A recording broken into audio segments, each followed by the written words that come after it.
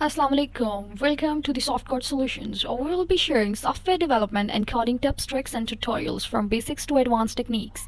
Expect bite-sized videos, straight to the point, no fluff. We will help you to learn quickly and efficiently. Let's code and learn together.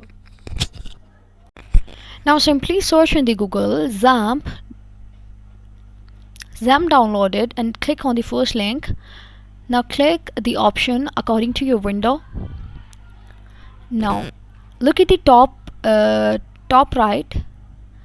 XAMPP is all downloaded. Now click.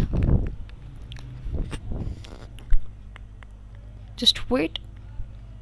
Click OK. Next.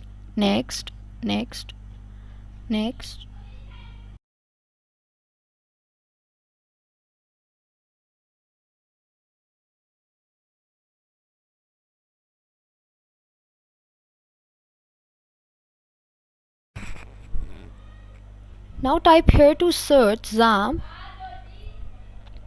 Now open. This is the simple way to open any app.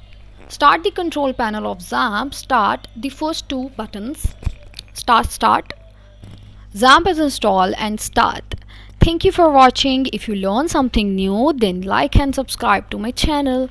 Bye bye.